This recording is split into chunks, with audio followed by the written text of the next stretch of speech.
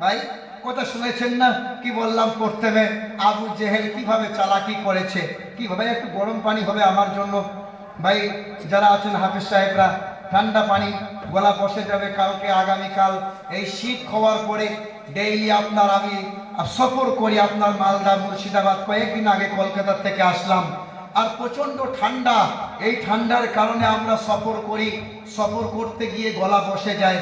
আজ আমার গলার কন্ডিশন এত খারাপ, এত খারাপ, এই বছরের মধ্যে আজ সব থেকে গলাটা বেশি বসে গিয়েছে, যে আপনাদেরকে কিছু কথা গুছিয়ে বলবো এ বলার ক্ষমতা নাই। কিছু সুর, আজকাল মডার্ন যুগে, এই মডার্ন টেকনোলজির যুগে সমস্ত মানুষ চায় সুর দিয়ে কিছু বয়ান হোক, সুর দিয়ে সুন্দর বয়ান হোক। আরো এক আম্মা জান আমার শায়েখ দুইখানা কালামুল্লাহ শরীফ, কোরআন শরীফ দান করলেন। আল্লাহ তার জাযা, আল্লাহ তুমি জাযায়ে খায়ের দান করো।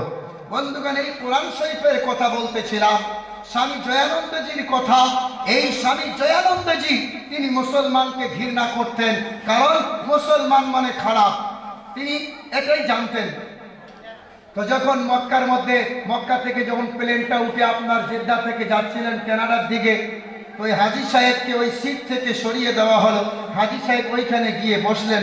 যখন যাচ্ছে তো হাজী সাহেবের হাতে কি থাকে? একটা জমজমের পানি থাকে। কি থাকে ভাই? একটা ড্রাম থাকে, জমজমের পানি থাকে। এই জমজমের পানিটাও সঙ্গে নিয়ে ওই সিটে গিয়ে বসলেন। তো স্বামী জয়ানন্দজি চিন্তা করতেছেন, এই লোকটা এত সুন্দর ব্যবহার, আমি বললাম এখান থেকে উঠে যাইতে, উঠে গেল, ও সিটটা তো ওর। ও যদি দাবি করত আমার কিছু করার ছিল না, আমাকে আমার সিট ছেড়ে অন্য কোথাও গিয়ে বসতে হতো।